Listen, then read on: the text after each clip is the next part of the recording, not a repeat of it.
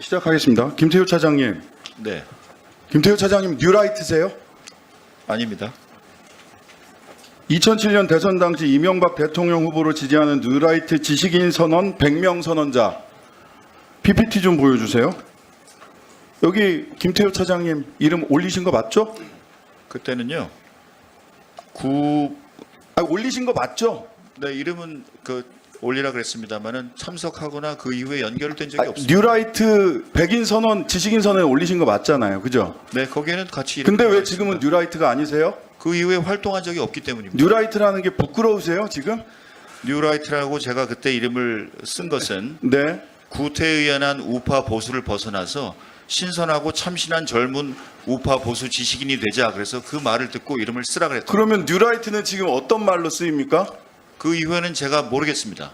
아 몰라요? 네, 세상에 이 정부는 굉장히 재밌는 게 뉴라이트라고 평가받는 사람들을 다 정부에 갖다 쓰면서 아무도 본인이 뉴라이트라고 얘기하는 사람이 없어요.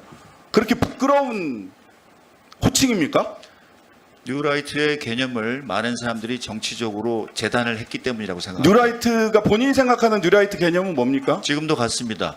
혁신적인 깨끗한 우파입니다. 아 지금 뉴라이트로 평가받는 윤석열 정부에서 뉴라이트로 평가받는 분들 데려다 쓰는 분들 혁신적인 젊은 우파다 이런 분들 데려다 쓰는 거예요? 제가 인사권자가 아닙니다만 예. 뉴라이트를 생각하고 인사를 하신 적이 없을 것입니다. 세상에 우리는 그러면 뉴라이트는 세상에 없는데 허상을 두고 국민들이 야당들이 뉴라이트 비판을 하고 있는 거라고 그 차장님은 지금 말대로라면 논리적 연관성 속에서는 그렇게 평가하시겠네요? 세상에 뉴라이트가 있습니까 없습니까? 뉴라이트가 많이 악용되었고 정치권에서 변질되었다고 생각합니다. 누가 악용했습니까? 그것은 알아서 판단을 알아서요? 부탁드리겠습니다. 누구요? 국민의힘입니까? 조국혁신당과 민주당입니까? 모두 해당한다고 생각합니다. 아 국민의힘도 뉴라이트를 악용하고 계세요? 국민의힘 의원들이 굉장히 서운하실 것 같은데 자 중요한 것은 일본의 마음이라는 말씀하셨는데 왜 이런 말씀을 하셨을까 너무 궁금해갖고 논문을 찾아봤는데 아까 논문에서 그런 말을 쓴 적 없다라고 하는데 PPT 좀 보여주세요. 자 일본이 한반도 2006년 한일 관계가 민주동맹으로 거듭나기 뭐 이런 논문 쓰셨는데 일본이 한반도 유사 사태에 개입하는 것이 기정사실화되는 것은 평상시 대북 억지력을 증대시키는 효과를 가져올 것이다 라고 해서 유사 사태 개입 주장하셨어요. 이 개입이 뭡니까? 일본의 미국에 대한 후방 지원입니다. 후방 지원이다. 네. 자 자위대가 주권 국가로서 교전권을 사용하지 못하는 사태에 영원히 있어야 한다는 논리는 대단히 편협하다. 이런 얘기도 하셨죠? 논문에서.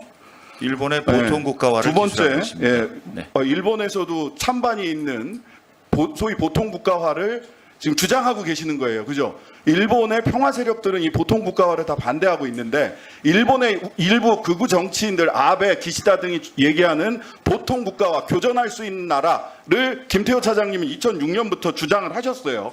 자, 조선일보 2015년 칼럼 여기에 일본의 마음이 나오더라고요. 일본의 마음을 단순하게 축약하면 약속하고 합의한 내용을 어기는 한국을 못 믿겠다는 것이다. 이렇게 얘기하셨어요. 그리고 이번에 중요한 것은 일본의 마음이다. 이렇게 이야기하셨어요. 저는 뉴라이트 백인 지식인 선언에 자랑스럽게 이름을 올렸다가 지금은 뉴라이트라고 말도 하지 못하는 분, 그리고 뉴라이트라고 평가받는 수많은 사람들을 중요한 역사기관이나 안보기관에 중용하고 있으면서도 그분들이 또 뉴라이트가 아니라고 이야기하시는 분, 4명의 안보실장이 바뀌면서도 안보실 차장으로서 단 한 번도 자리를 바꾸지 않는 분, 그래서 실질적 안보실장이라고 평가받는 김태효 차장이 대통령을 위하신다면, 대통령을 이렇게 정무적 어려움에 빠뜨리는 것을 걱정하신다면 스스로 물러나야 된다고 생각하는데 어떻게 생각하세요? 제 거취에 대해서는 제가 말씀드릴 처지가 아니라고 생각합니다. 네, 스스로 물러나시는 것에 대해서 잘 생각해 보세요. 대통령에게 얼마나 큰 부담을 주고 있는지. 자, 다음 PPT 하나 보겠습니다. 자, 한일 기본조약 제2조입니다. 한일 기본조약 제2조 뭐라고 써 있느냐? 1965년에 맺은 거죠. 1910년 8월 22일 및 그 이전에 대한제국과 대일본 제국 간에 체결된 모든 조약 및 협정이 이미 무효임을 확인한다. 여기서 이미 무효는 언제부터 무효를 얘기하는 겁니까? 지금 저것이 어떤 문건인지를 제가 잘 보이지 않았어요. 1906 안보실 차장이 이 문건을 몰라요? 한일 기본조약 1965년 네. 본인 국제정치학자 아니세요? 네, 계속 질문해 주십시오. 1965년 한일 기본조약 제2조입니다. 몰라요? 저게 뭔지? 여기 이미 무효라고 되어 있는데 네. 다음 PPT 보시죠. 이 이미 무효를 한국 정부는 1900년대나 1910년부터 당초부터 무효라고 해석하고 있고 일본 정부는 1945년 항복 때부터 무효라고 해석하고 있습니다. 역사적으로 굉장히 유구한 전통을 가진 논쟁입니다. 그때 잘 아시겠지만 무합의의 합의, 불합의의 합의라고 해서 각자 한국 정부는 당초부터 무효라고 해석하고 일본 정부는 1945년부터 무효라고 해석을 하죠. 1945년부터 일본 정부는 무효라고 해석을 하니까 이전에 한국 불법 강점을 전부 다 합법이라고 얘기하는 거고 그러다 보니까 강제징용 피해자들은 조선반도 노동자로서 그저 일본 같은 나라에 어디에 가 있었던 것에 불과하게 된 겁니다. 근데 이 사실을 모르신다고요? 어떤 문서인지도 몰라요? 저는 대한제국 그리고 상해 임시정부부터 우리가 주장해온 을사조약의 무효 주장에 대해서 동의하고 국제법적으로 힘이 강했을 시절에 일방적으로 일본이 주장하는 그 해석은 그 당시대로 또 존재한다고 이렇게 생각합니다. 그 당시대로 어떻게 존재하는 겁니까? 그 당시대로? 자, 이 해석 때문에 어떤 얘기가 나오는 거냐면요. 한국 대법원은 불법 강점이기 때문에 당초부터 무효이기 때문에 강제징용 배상 판결을 하는 겁니다. 그런데 김태호 차장을 비롯한 윤석열 정부는 제3자 변제안을 끄집어내는 거죠. 왜? 일본 정부의 1945년부터 무효라는 그 해석을 따르고 있기 때문에. 왜 제3자 변제안이 끄집어 나왔습니까? 1965년 한일 기본조약에 일본 측 해석을 따르고 있기 때문 아닙니까? 아닙니다. 노무현 정부와 박정희 정부도 똑같은 해석을 내려서 자체적으로 국가 예산을 들여서 강제징용 배상을 한 것입니다. 마지막 질문입니다.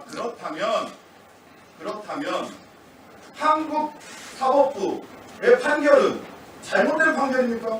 한국 사법부 판결은 1965년 이미 무효 이것이 당초부터 무효라고 하는 해석에 입각해서 전원합의체 판결을 내렸어요.